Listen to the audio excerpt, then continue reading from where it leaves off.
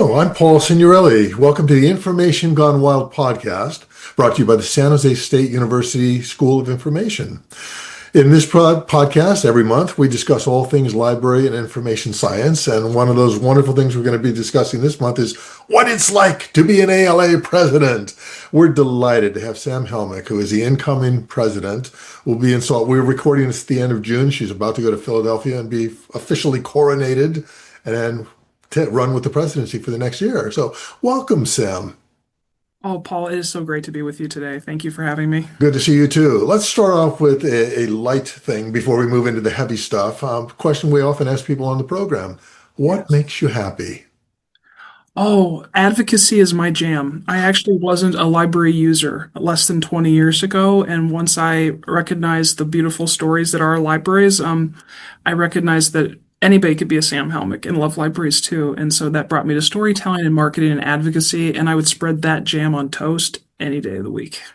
I love that particular toast. We do a lot of advocacy through San José State University. They've got programs there where the students are involved, which is how some of them have worked into other things we've done. Let's run with that for a couple minutes. What first drew you to advocacy? Well, so as a person who didn't use their public library and homeschooled, so didn't have access to a school library, I didn't inherently understand their value, despite the fact that my small Iowa town was having a long-form discussion on levies and extra additional funds to resource their values of libraries. And after they built the lovely library, I volunteered at it to meet an undergraduate requirement, and I just recognized that advocacy enables people to access opportunity and information in a way that they may not ever connect to otherwise. If without advocacy, without like programs like the Libraries Transform campaign, without folks going out there and telling the good library news, you might miss it because information is the currency of the global realm. And so you're competing with a lot of for-profit information. You're competing with a lot of just algorithmic, distractions. And so when somebody reminds you and impresses upon you the importance of your rights or your resources, it's a beautiful thing because you're lifting them into a higher plane, and you're usually doing it out of love. And certainly at this point, there's very little cause for advocacy since everybody's getting along so well and so famously. Yeah, exactly. Boring. It's kind of boring right now, Paul. I'm going to have to develop a Lego habit or something like that to keep myself distracted. If somebody's watching this way down the road long after we recorded it, we're recording it at a time when the Institute of Museum and Library Services is under fire. The Librarian of Congress has been let go for a variety of reasons. Sam, how are you dealing with this, and what would you say to students and our peers out there in library land to keep their spirits up in terms of advocating with the challenges that we're all facing? So as a millennial, I grew up on Mr. Rogers, and I remember during times of crisis, he would remind us all to look around for the helpers. And so folks who are entering the field, folks who are long-standing in the field, those who are lifting up their voices to speak out about their value in libraries are the helpers. So I think I look to them to find inspiration. I look to them to recognize them and support them. And then I try to remind ourselves that this is a pretty profound profession. If you are having a C+ day, you're still committing yourself and imparting public good, whether that's to an academic setting or a school setting or a public library setting. And Paul, that's not too shabby. So I think that I just sort of try to recognize that I'm never alone. We're in community with this good work, and that the library ecosystem involves educators, library workers, publishers, authors, technologists, everybody, artists. But then I also try to remind myself that I have the privilege of creating goodwill in the world simply by choosing this profession. That line, "we're not alone," is something that I'm always talking about when I'm doing advocacy work myself. We can look at what the American Library Association does in terms of advocacy and look at the wonderful resources they have out there, the office in Washington, the website and all that. You want to give us a quick overview for people that aren't so familiar with what they can get out of ALA at a glance? Right. So at a glance, it's a professional network where when we support each other and lift each other up and thought partner, we make the profession itself better, which is a provider of information and opportunity to the world at large. So I think developing our professional skills, continuing to grow and to face the opportunities and the challenges of the field is the bread and butter of the association. But increasingly, we have two jobs, Paul. First, to offer access of opportunity and information to our populations that we serve, but then we also have to advocate for the right to do so. And so tools like Show Up for Our Libraries campaign, tools that we get out of the Public Policy and Awareness Office that is located in the Washington, the DC area, but then also just like tools like the Libraries Transform campaign and For Your Libraries, the public support program, enables people to have their fingerprints and their voice in the process. So the American Library Association at the end of the day is trying to create stronger library workers, which helps the profession and the world as a whole. But now we're really trying to give folks who really need to advocate to even do their own job, tools and access to do it, and then turning to the public in general, because we have to be resourced by robust legislation and funding and support, or libraries can't exist. Because the American Library Association is about a 50,000 member strong organization. It's the largest library association on the planet, but we will both recognize that there are about 250,000 library workers in the United States alone, but we're serving hundreds of millions. And so we need the public to have a voice in this conversation, because at the end of the day, without our communities supporting us, we cannot continue to uplift and edify them. So the tools that I would recommend highly are checking out the Public Policy and Awareness Office, ala.org/advocacy will give you something to do if you have 2 minutes, something to do if you have 2 hours, and something to do if you have 2 months to organize and activate and engage in the conversation about how libraries are an American and also global value.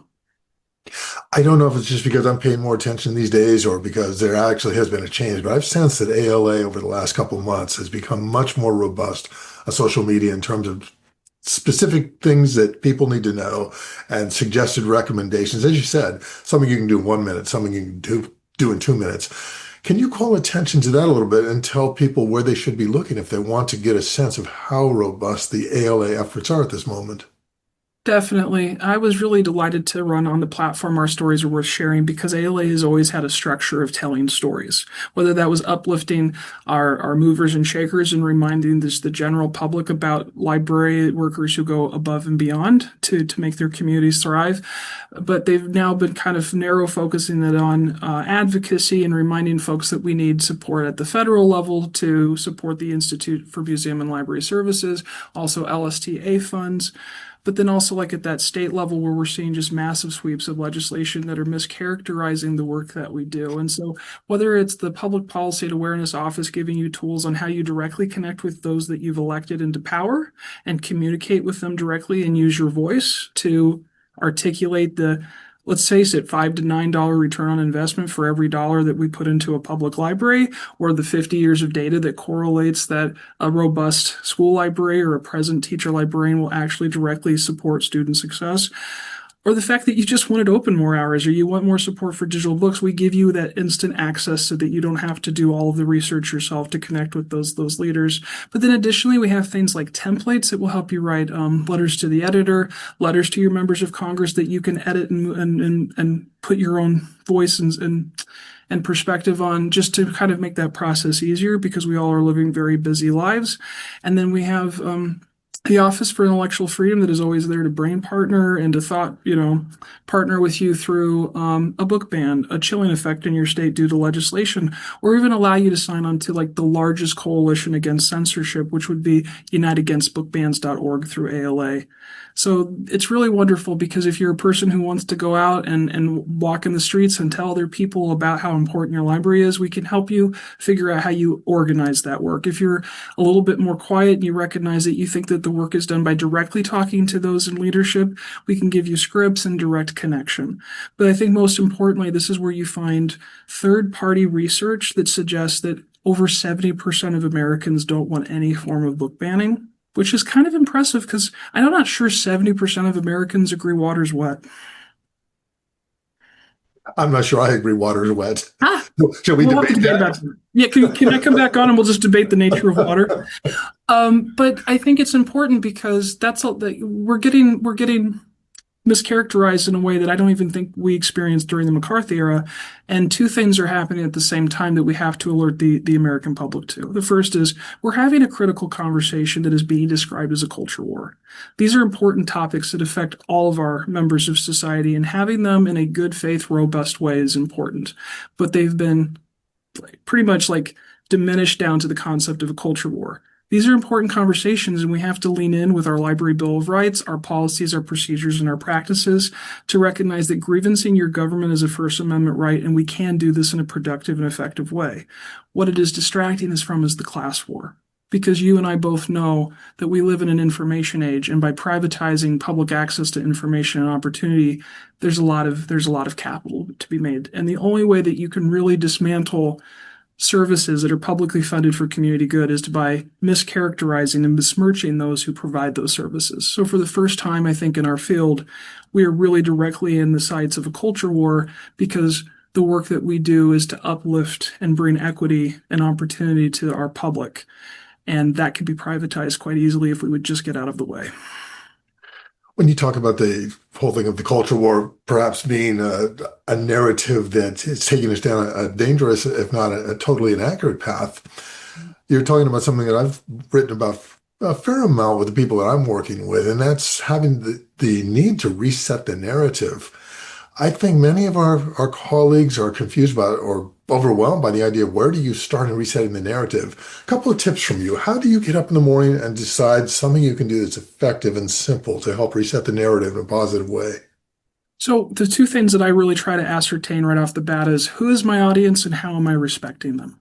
And my audience is really not the folks that are leading us. It's the folks who elected them into power, because we are the people. And we put people into positions of power to lead us.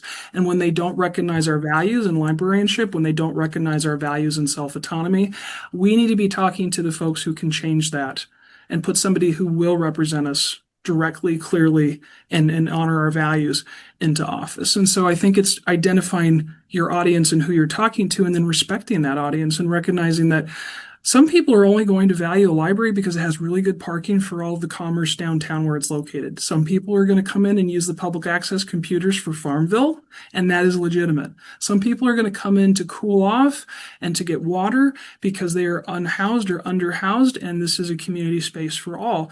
And so recognizing that all of us are going to come at the library from a different perspective, but by having it, we all have a right and an opportunity to come at a library using our own values and our own perspective is essential. So when I wake up in the morning, I'm not necessarily directing any sort of like calls I get from reporters or my letters to the editor to a legislator.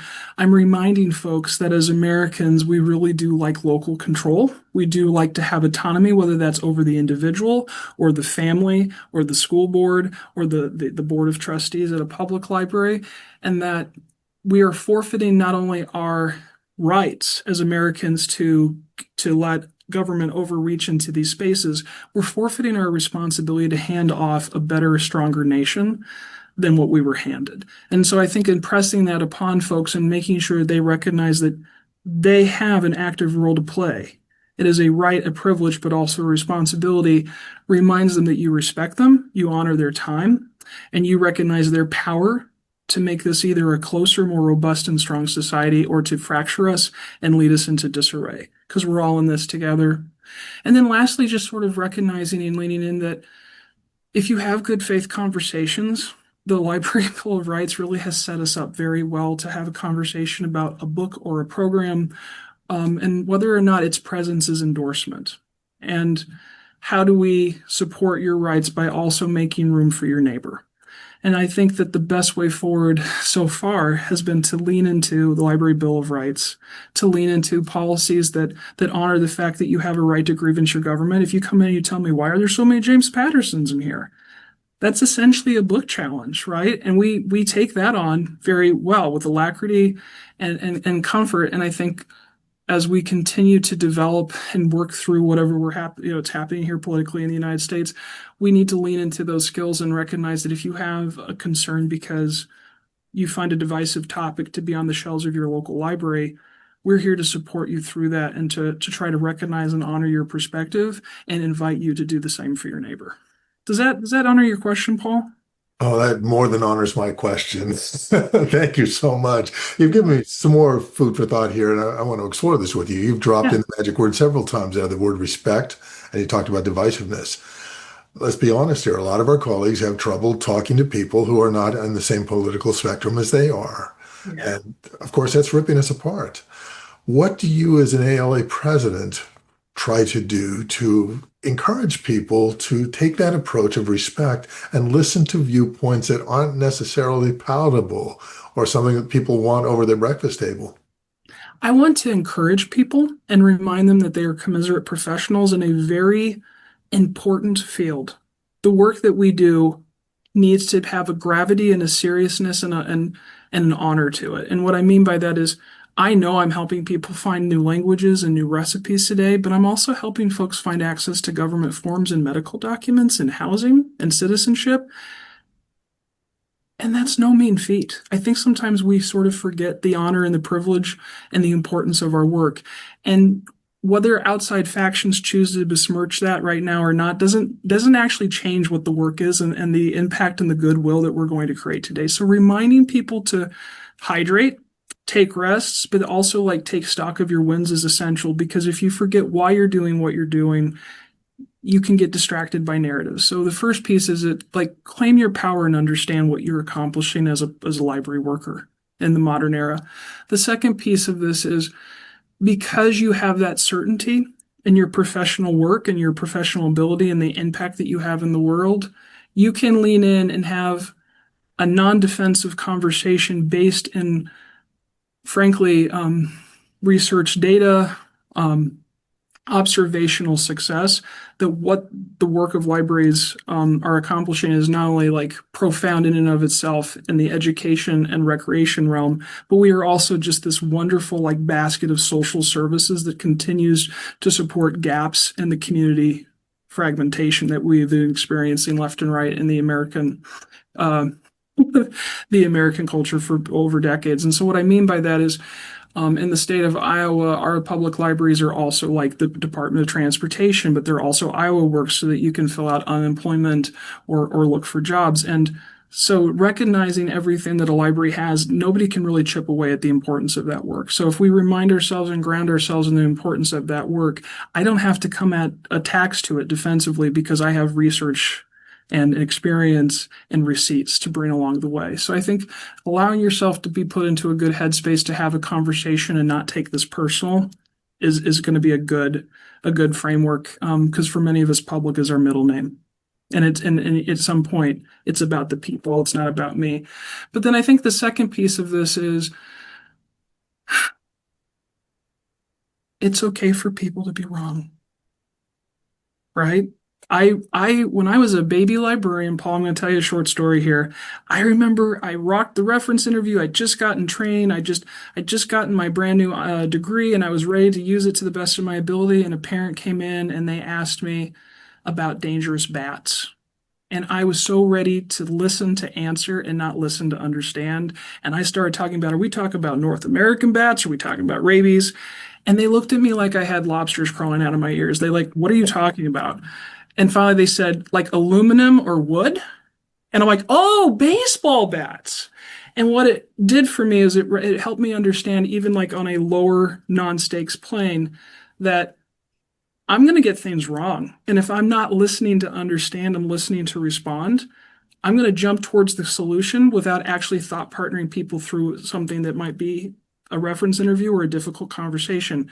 And if I'm capable of being wrong and I'm capable of course correcting, I mean, they still let me be a reference librarian. Here I am today. We worked through it and helped their child find the appropriate equipment to play the sport. I have to recognize that you and I deal with misunderstandings. You and I deal with people being erroneous all of the time. And if we can sort of eliminate the emotional aspect of it, because we know what we're about. We know what our work is. We know the impact we have in the lives we change positively. Then I think you're going to have actually a much more productive conversation. And it might be about bats. It might be about a book. It might be about the fact that folks don't believe that publicly funded resources are important to the infrastructure of democracy, despite the fact that our founders did. But I do think that takes the temperature down. And the calmer you are, the better the conversation is going to go. Let's start to take this down to an even more personal level than you've taken it. Yes. When you're talking to somebody that is diametrically opposed to what you believe, and you're trying to do that listening thing that you sound like you do so well, can you tell a story that shows us how you dealt with that and a positive result that came out of that listening and responding to somebody who started off either adversarial or in an entirely different area from where you were? Yeah, so I think I'm going to give you one from both sides of the political spectrum. The first is as the first openly non-binary president of the Iowa Library Association, when Genderqueer was the most banned book in the state.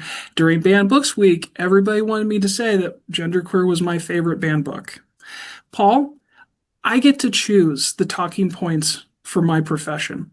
Even when the media supports libraries, sometimes I think they're framing things too narrowly. I'm not here to defend or discuss a title. I am here to defend and discuss a process by which my community gets to write these books, access these books, and have serious conversations about them. And so I would always answer the question by saying, I'm not sure what my favorite banned book is. It might be on the bookmobile today. It might not be written yet. I want to make sure, though, that my work enables you to have these conversations in the decades to come.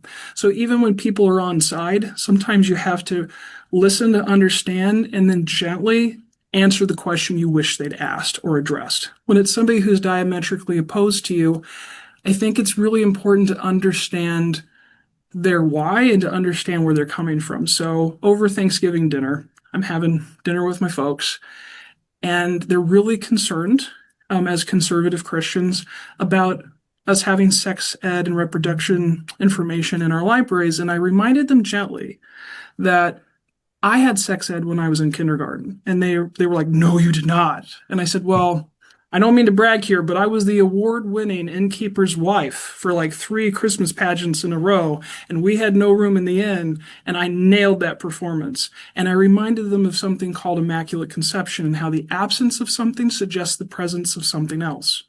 And it wasn't to drop a mic on my parents. It was to understand them for where they're at, help them see that they actually gave me sexual or reproduction education at a very young age in some form, and that it would be my responsibility as a public librarian to honor that choice for other families.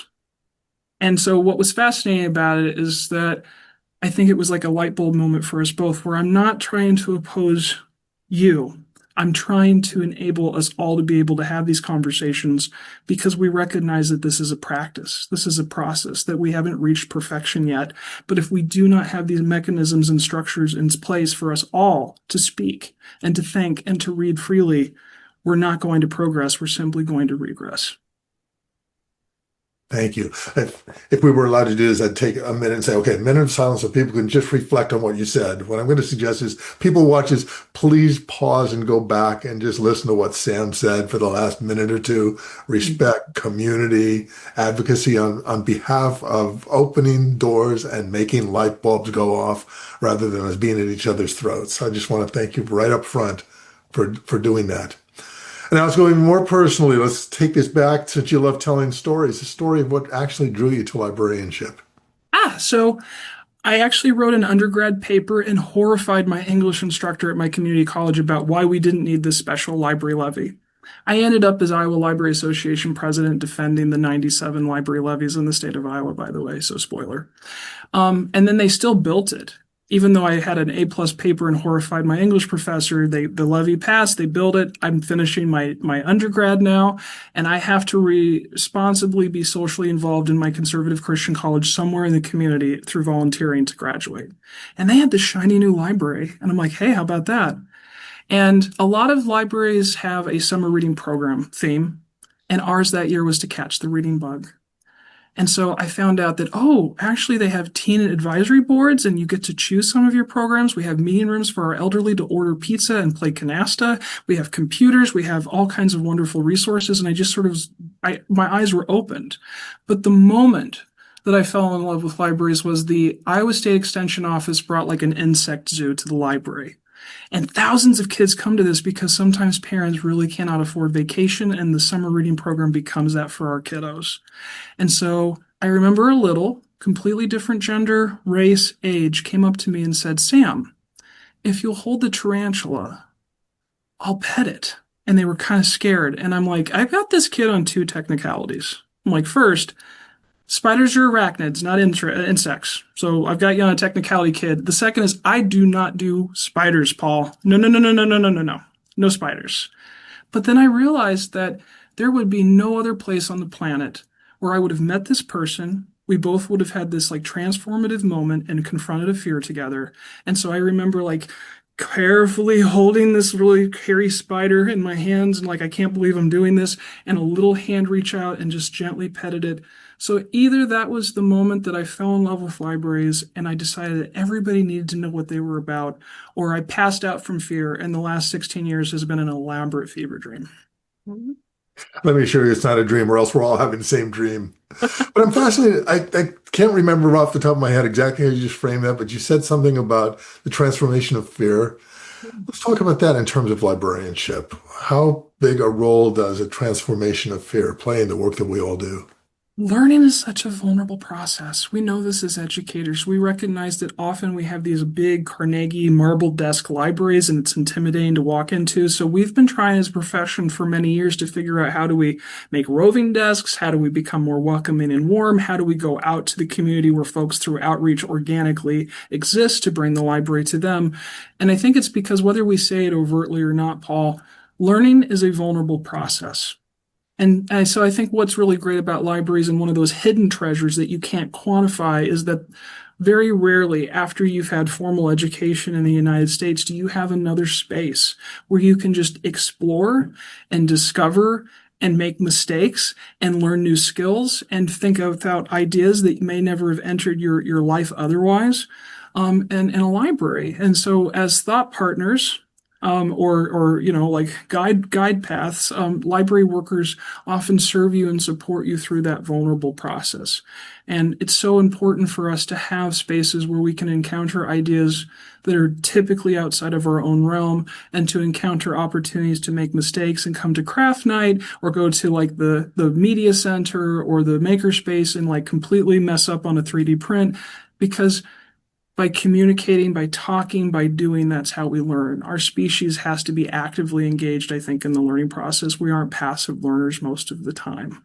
And so I think that a library accomplishes that in a way that there's no other space after formal education can. I'm sorry, there's just so many questions to ask as follow-up to that. But let's stay with learning for a minute.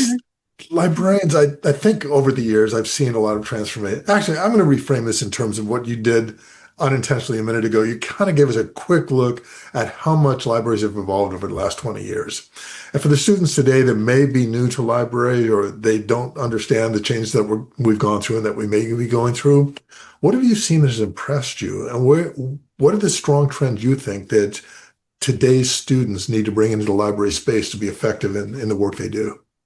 Right. So how did I not support libraries is kind of key to that question, because the libraries of my childhood didn't treat me as a thought partner or an equal or an explorer. Essentially, they were cold storage units of information and opportunity if you applied yourself in the right way to them. So children, you were in the children's section. Teens, you had your own section. You had to be quiet. There may or may not be spaces to sit. You may or may not get fined heavily if things came back in a certain time fashion. And so I think what happened is like we flipped libraries to recognize that they're for the people. We're there to serve the people, not the collection. The collection is it's a means by which we connect with each other in the learning process. And it's very important to meticulously curate that and add context to it as library workers. But it has to be human focused because growth and education is very relational.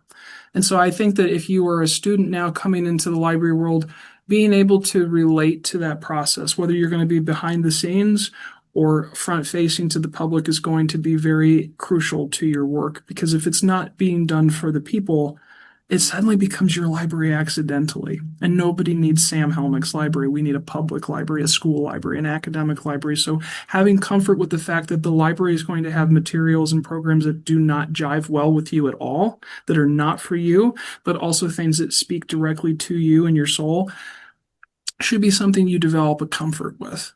And then always being willing to recognize that there's more to learn. I think about Forrest Spalding, the Des Moines Public Library director who wrote the Library Bill of Rights, and it was in part because we wouldn't have certain books on our shelves. We wouldn't allow certain German immigration populations between the world wars to use our meeting rooms, and we had to reconcile and decide, were we doing this right? Are we still reflecting, and are we brave enough to grow with the communities we serve?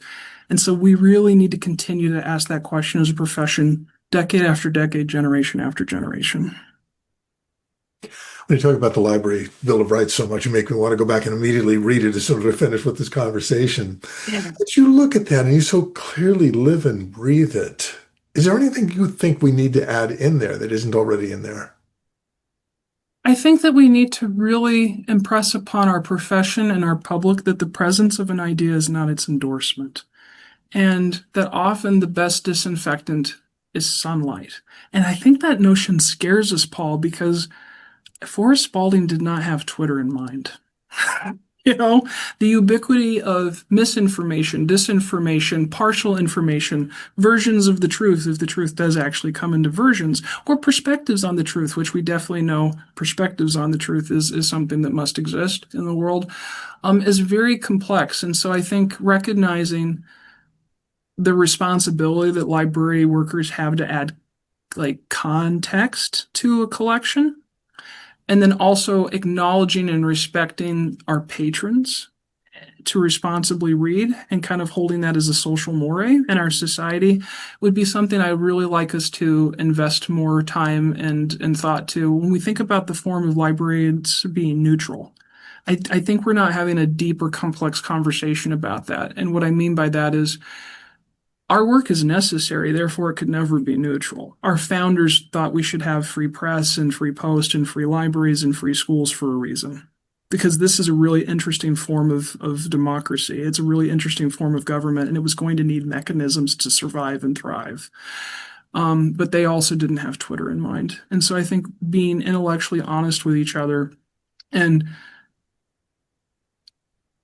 trying to take a little bit of the morality out of it and a bit more of the functionality of it might be a productive direction I would like to see the conversation go when it comes to the interpretations of the Library Bill of Rights, right? Because to be blunt with you, I can't stand kale, and we have at least 3 books in the Iowa City Public Library's collection that lets you make smoothies with all kinds of fruits and vegetables with kale. I'm really glad that the presence of those books is not the endorsement, and I've never once been forced to drink a kale smoothie. I'm being slightly facetious, but how far can you pull that and sort of recognize that it is not my right to deny you access to information or my right to judge the reason that you're using it? So we can't expect you as ALA president to be campaigning on anti-kale. That's not going to work, right? I think I could come up with some really cute stickers for that. Yes. Talk to Tina Coleman, get those ribbons going next week at the conference. I'm anti-kale. Oh, Tina, yeah. are you listening to this? Will this be the first controversy of my presidency? I think so. As you look at your presidency and you're moving into it, what are some of the things that you want to encourage people to start with you and continue long after you have left the presidency? One of my favorite things to do is to hear success stories, because sometimes we have library workers who are in institutions of one with a marketing budget of you give me $5, or a programming budget if the grant doesn't come through, we don't have it. And so I think about how many of us are doing this good work almost in isolation. And so getting to brainstorm with you and to be your cheerleader has been probably one of the highest honors of this role so far, because I homeschooled. I had a very small life. And so getting to meet people and understand how they're affecting change in their communities and getting to encourage them never grows stagnant for me. So I hope that over the years, I'll still get to hear wonderful library stories. I have an inbox folder called my happiness folder. But then I also really want people to take stock in the change and have their story, their elevator pitch, because what we've learned with the Institute for Museums and Library Services is that cold hard data doesn't necessarily get us to the end zone. These qualitative stories that humanizes the very difficult to define array of services that we offer is what helps people connect to us. So we tell stories because stories create understanding, and understanding creates support. So I would really hope that people will craft their story and remember that they affect really good and positive change in the world, and that's important for them to remember because it will fuel them as they continue in their journey. But secondly, these stories need to be told because there are a lot of Sam Helmicks out there who had to hold a tarantula to get it. And so help people find their tarantula. I'm looking forward to seeing that ALA poster. Here's your president holding a tarantula. Here's your president high on tarantulas. Oh, I did it once. It's never happened again. You've clearly heard a lot of stories, and we'll hear many more. Are there one or two that you care to share, stories you've heard from people that encourage you? My absolute favorites are watching like our media specialists and school librarians become like experts at writing grants and building community within the faculty, but then also the administration to get the services and support that their students desperately need, and how they are the hand on the pulse of the entire student body because they're usually the commons. Those are great, but then some of them are really cool where it's like you have job seeking services, and we have always known that was part of the reference portfolio in a library, but then we'll add something really cool like you can circulate a tie, or we'll have a clothing swap. And then the person who was laid off, who had never even used an internet account, like no Gmail, no email account before, gets set up by us. We help them get to the end zone with the job interview. We actually check them out a tie, and then they come back to the library to tell us they got the job.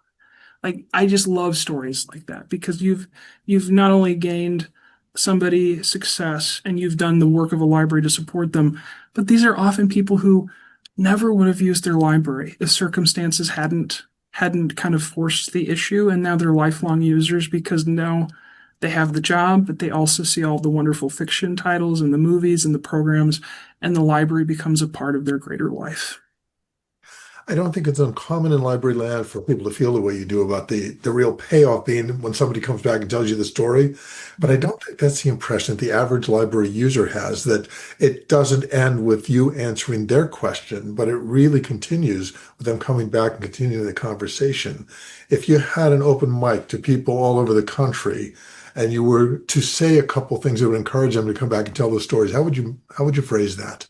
So the first one would be that the idea that libraries are irrelevant can be put to bed. We literally had a book czar in the last administration, and this is one of the largest topics in our society at this time. So I would invite anybody who is suspicious and doesn't know what libraries are about, or loves reading, loves stories, used to grow up in the library. It's time to go back into the library. It's time for you to see for yourself what is happening. If you want to advocate or you want to inspect your libraries, the best way to accomplish that is by getting a library card and using it, because libraries should be reflections of the communities they serve. And so we can't be a perfect reflection if you're not there. I think that would be the first thing I would say. And then the second thing I would say is that as a person who's had the privilege of going to different countries, but also living in a community that has like a university with an international writers workshop, I'm telling you, friends, libraries everywhere around the world typically reflect the best of us. And people will come in and they're like, your library has this, or you have that, or I'll go visit a community's library in an American town or another country. And I'm like, I feel like I actually got a slice of what this community must be like. And I think it's just too beautiful and fascinating to miss out on. And they're free. So alight yourself to a library today and go see what it's all about. And remember that you do have a role to play in your library, but it's both a privilege and a responsibility to do it to the best of your ability in good faith. As you talk about traveling around and seeing these kind of things, it's clear from the exchange that we've had before today's interview that you've just finished a wonderful trip to Paris and to the Netherlands. Can you talk about that, first of all, in what you saw, what you did, the people that you hung with, and then at a broader level, talk about what that means to the average librarian and what you would encourage them to do if they have the resources to follow in your footsteps? So it's almost like a dream. Amanda Jones, that librarian who's in her third printing of that wonderful bestseller novel about her experience defending books in a school space, and I got to keynote France's 70th Congress of their Library Association. And it was fascinating to hang out with people who are multilingual and very dedicated to librarianship and actually love American librarianship, because many people don't know this, but the American Library Association was very instrumental in building libraries in both France and Germany between the world wars. In fact, we still have an American library in Paris, which I got to see, and it was beautiful. And they're reconciling with the same questions we are. And so both of us were kind of put on like, the grill of, well, what do you think about controversial topics on library shelves? And we both kind of came back to that again, that choice of autonomy, and recognizing that both of our nations have sacrificed a lot to not have the right to know what's in a book. you know? And so that was really fascinating to get to see. And then I really loved getting to see the Oba Library in Amsterdam because it's multiple stories. They have revamped it to really make it a public space where the public comes in and uses it for meetings and lunches and recreation and reading and learning. And it really is the community's anchor institution. And then just getting to have a deep dive into what library services look like for them post-pandemic times and closures, because they used to be like in the culture and arts sector, and then they kind of moved over to essential city services for obvious reasons during the time of social distancing and everything being moved to mobile apps to navigate the modern world. And now they're sort of experimenting with maybe there's an educational component. And so understanding that the definition of libraries and the breadth of scope that their communities want them to cover is mercurial and always sort of being considered and disputed and contemplated, and other places around the world fascinates me, because what it teaches me is that we all may not understand fully what a library functions as and serves as and its scope encompasses, but none of us debate that it's essential and part of civic life. As you look at the steps that you've taken to get where you're at, what would you share in terms of the steps one would pursue to start out as I think you jokingly said, a baby librarian, and eventually end up as the president of the American Library Association? Direct this to the students at San Jose State as well as other places, and peers who may be at a point in their career where they're thinking, what's next? Right. So I think it's focusing on what matters to you. And I knew that just articulating and marketing the story, I wrote some marketing books for libraries. So I ended up getting to do the conference circuit by talking about social media marketing in libraries, because I thought telling the story was important. And that turned into recognizing that, ooh, you have to know and respect your audiences, and there are different messages for different times and places. Let's talk about advocacy. And so as I started to enter the American Library Association, I found my footing through the New Members Roundtable and mentorship that way.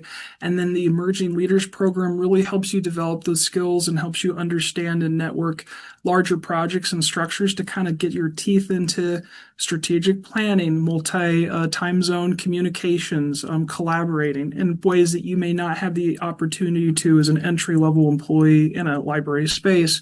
And then serving on council was important to me because I recognized that the only firewall between the American public and pernicious library bills seems to be the American Library Association. That has increasingly changed, and we have way more allies coming into the space. And thankfully, because the world's orchestra needs all of its instruments to do different pieces of this song and dance that we're going through as a society. But being on council and being able to create policy for the American Library Association and help them understand from the ground in the field what we were seeing and help that reflect in policy in the direction of the association was important. And then I met Tracy D. Hall in March of 2020 at the Public Library Association. And I thought, I'm not going to get to be an executive board member, but I'm going to put my hat in the ring. And like 3 interesting things happened. The world shut down. They let me run. And then I was elected. And that really taught me how complex and long-reaching the American Library Association is, because it has its multiple divisions: United for Libraries, Young Adult Library Association, Public Library Association, Academic Library Association, and it allowed me to see the holistic and to be able to understand what leadership in the field would look like if we were thinking about everybody at the same time and not just my niche interests. So I would start with something I'm passionate about and I would pursue it. I would think about avenues that's going to allow you to find your people and your footing in the association. And then I would determine at that point, am I here to build a structure that will help and encourage and amplify others, which is kind of the route that I've liked to take, because again, advocacy is my jam. Or are you meant to be the voice for young adult services or public library services or AI policy? And that's what you contribute to the world. So I hope that honors your question, Paul, but I've always noticed that if I pursue something that interests me, I'm usually going to be better at it because that's what I'm focused on anyway. It's a passion. Clear to me from the way you speak that you're an educator as well as I am, a trainer, teacher, learner, as I so often say. Let's be really specific for people who are listening to this and their heads are still spinning because you look at all the acronyms and ALA and so many other associations and you go, I don't know what that means. Yes. So my brief story is, my introduction to ALA as a real active member was talking to a colleague who was active and saying, I'm going to go to my first midwinter conference. I don't know what to do. How do I get started? And she said, well, what are you passionate about? I said, training. As well, there's this thing called, I think at that point it was called CLEAN. And that was the training organization, the roundtable. So I went to my first clean meeting. There were, I think, 3 or 4 days of midwinter meetings at that point. Went in not knowing a person in that room, but knowing that we shared that interest. And at the end of those 3 or 4 days of going to meeting after meeting, I was on their list to be a presenter at the next conference. That, folks, is what Sam is talking about. You find that group by talking to your colleagues out there and say, I'm interested in this thing. Oh, you want to be in this room or that room. And you walk in the room and say, I'm interested. And all of a sudden it's like, new red meat if you're not a vegetarian. And you are just pulled in. Sam, do you have a memory of a moment like that in your own life where somebody said, try this part, and that's what got you onto council or it got you onto one of the other roundtables? So they hired me in the library the year after that summer reading. And for the next summer reading, I was doing the circuit with the state librarian of Iowa, the children's librarian, for dig into reading. And so I was doing presentations around the state, and she turned to me and she said, "You're going to be ALA president someday." And I said, "What's that?" And so I blame Mary Monks, the children's librarian at the Iowa State Library, for getting me on my path. But I also really loved my emerging leaders cohort because we really all went into our divergent paths, but anytime we needed somebody to thought partner, anytime we were looking at jobs in a specific part of the country, anytime we really just needed to bounce ideas, we made time for each other because we had found a group of folks who spanned multiple time zones, multiple disciplines. And so I have lifelong friendships. I love that we were like a huggy association, a joyful association, a lauding association, if that's what is interesting to you. And I also love that we have folks who quietly want to dig into the work. And that's what I love about libraries. It's so interdisciplinary that all voices are necessary because it's gonna make us stronger for it. So much to talk about in terms of ALA, but you just mentioned emerging leaders. For anybody who's not totally up to speed on that, can you give a brief pitch on what that is and how to get into it? Yeah, two of the things that I really love to talk about are the emerging leader programs, where essentially, if you've been in the field for less than about 10 years, there's a like a track of education and project development opportunities called emerging leaders that you can apply for. And the different divisions will give like projects to these emerging leaders to work on during that track, and then they present it at a conference. And so during my year, we created an evergreen calendar of content for the Young Adult Library Services Association so that they'd have things to post every single day of the year on their social media. And that made me do a deep dive into their programs, their awards, the lives of authors and publishers. It helped me recognize that I wanted to write a book on social marketing. And because of that experience, it kind of got me into Rowan and Littlefield Press. So that was wonderful. But then the Spectrum Scholars might be actually my favorite entry point into the association because through privately donated funds, we try to recognize that we need to have our field reflect the communities we serve. We need more diversity and people of color in the space. And so this is a program that brings together folks who are library practitioners early in their career into the field and gives them a community of support to each other so that they can kind of help us to support them as an association, but then also make the association stronger by making it more diverse and bringing those perspectives in a little bit of a higher and louder way. Because often when you are a minority in your profession, your perspective is swallowed up by all the others. And so mindfully making sure that we hold space for those who are emerging into the field, who have a completely different perspective, and reminding ourselves that we need the voices of those who reflect our communities purely and more categorically, has been deliberative work of ALA that I think has changed the association in many positive ways. I'm going to admit straight up, I'm glad nobody's paying attention to this and it will not be recorded. But in my quick look at your background, I totally somehow missed the idea or the fact that you published some books. Can you talk about those a little bit more? Because you mentioned them a couple of times in our conversation here. So, just like clear back when Vine was an opportunity, I remember that I wanted to tell the library story, recognize that social media was increasingly that mechanism or that channel in the early 2000s, and so I wrote social mobile library marketing, and then Killer Mobile Social Library Marketing, and then I also helped write a toolkit through the Rainbow Roundtable about being welcome to all. And so I've only dipped my toes into the publishing world, and it's usually nonfiction and it's very mechanical in how you can do these things. But I wouldn't have ever considered doing it, Paul, had I not worked with colleagues and felt like I actually understand what I'm talking about and I can impart information to a greater audience to help them do this work too. As you look at some of the books that have influenced you or that you've really enjoyed, which books would you want to talk? Well, I don't have to say this theoretically. What books are you reading? What do you like? So I keep coming back. I'm a Sinek person. I really think it's important to know your why. But then the boundary work of Brene Brown has been very important to me too, because clarity is kindness. And we have to remember that boundaries are for ourselves. We can't impress or impose upon others our boundaries. They're ones that we have to stick to and adhere. So I'm super jazzed that she's going to be a keynote speaker at ALA Annual in Philadelphia here in about 10 days.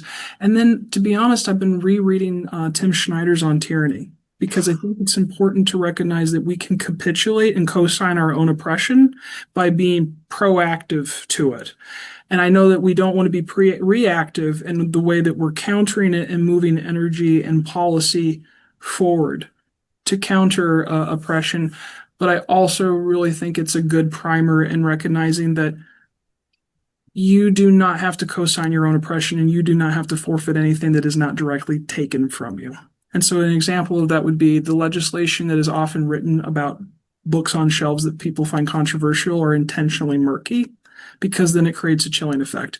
If I try to fathom what you find to be divisive, it's more likely that I'm going to take more books off the shelf than I would if you were forced to tell me what you think is divisive and actually have to go through a court of law to prove it. I'm so glad you mentioned Tim Snyder. I first became familiar with his work when I was reading Tony Judd's work, and then Snyder, as you probably know, Yes. stepped in toward the end of Judd's life and helped him out as he was suffering a terrible, debilitating disease. So Yes. I love his stuff. Love reading him on Substack. Let's do a big shout out here to anybody who is not familiar with his work. Check out Tim Snyder. He's doing amazing, amazing work these days.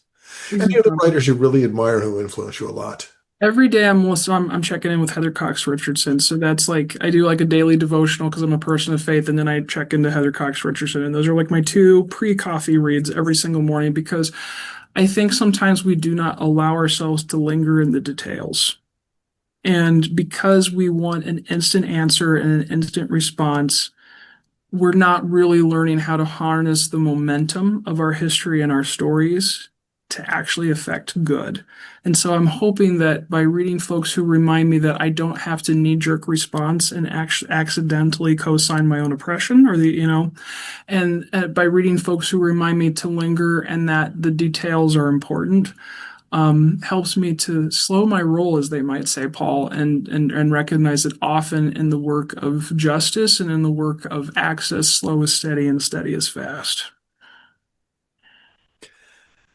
Oh, so much to talk to you about and so little time left. What have I not asked you about that's important to you that you want to discuss? I think I would really like to talk about the fact that we have to engage, activate after we've organized our public. And so the important work that library workers can do now is to understand what power mapping means. And by power mapping, I mean, yeah, of course, if you're in a complex institution like a university, you're going to be making relationships with people and moving progress forward, because we understand that progress is often relational. Where we forget that it is when it comes to those who vote for our legislation by electing leaders to lead us, vote on levies or taxation or the amounts of funding that we're going to give to things that we say we value. And so understanding that as people who will most likely serve the public, if you're not in a private institution in some way, there are going to be folks who can say the truth that you're not able to say without losing your livelihood and employment. And so power mapping is important, because it doesn't matter how great we are as a profession if people aren't willing to know it, to be clued in on it, to discuss it, and to resource it. Because I'm going to get on my soapbox here for a minute, Paul.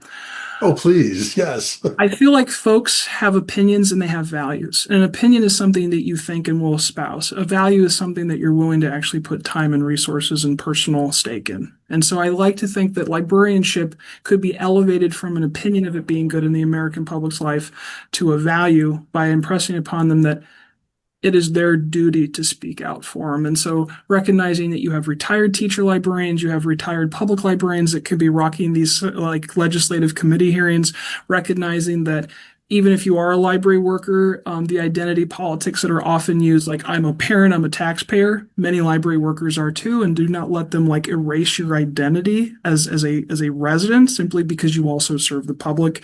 And so I guess what I would ask is that if folks are interested in that, please check out ala.org/advocacy. Reach out to me because a lot of other resources that have been supportive over the years would be like Every Library or the Library Freedom Project or Library Futures. And then sort of also recognizing that perfect cannot be the enemy of progress. Some of our friends are going to be able to have drop the mic takes in a way that the American Library Association never will. And so, for example, it's good to be having a conversation about reinstituting our 14th Librarian of Congress, Carl Hayden. But Dr. Hayden hasn't actually asked to be reinstituted. So an association, the scope and sphere and size of the American Library Association's job is to alert the American public of what is happening. It may be another organization's responsibility to galvanize them into action or to get them to be speaking about it in their communities. And so just sort of recognizing that your power map is inside your institution, it's inside your service community, and it's also inside your communities of practice will be what makes you successful as a library worker, I think, in the next generation. I frankly am shocked that I have not seen an overt thing to get Carla Hayden reinstated. That was the first question in my mind when I read that she had been removed from that position. Is that something that you're advocating for openly and working toward? So, speaking from the knowledge that I have in my hands at this time, I would rather follow the wisdom and the steps of Dr. Hayden and wait for her to directly tell us that she wants our platform to be promoting that concept. I have not had a personal conversation with her, though, to ascertain that that's what she wants. And so I'm really, really proud of her leadership. It is really heady to be sitting in an office in 10 days that she has shared. To have something in common with Dr. Hayden is incredibly humbling. And so what I'm trying to do is observe and learn and recognize that she responded to media requests when she was ready to do so. She responded by answering the questions she wished they had asked, and that by following her lead, I am honoring her and her legacy. And so I just want to remind folks that sometimes when the American Library Association comes out with maybe a slightly different talking point than a couple of other of our affinity groups, it's because we are the largest library association on the planet, and we have a very specific voice and a very specific perspective that we must strongly abide to because we are trusting our other partners to complement that orchestration to get the information out to the American public. And I know that's a very complex, maybe often murky sounding answer, but I would rather be an association that hits the note right 100% of the time and be at 4/4 time than an association that reacts, makes a mistake, and erodes trust in the American public. Because that's what's happening at the Library of Congress. We have members of Congress who rely on this library for privacy and sanctity and respect and professionalism. And as they try to strip that away, if we think bills are written kind of poorly now, imagine when none of them come to the Library of Congress to get resources and supporting forum.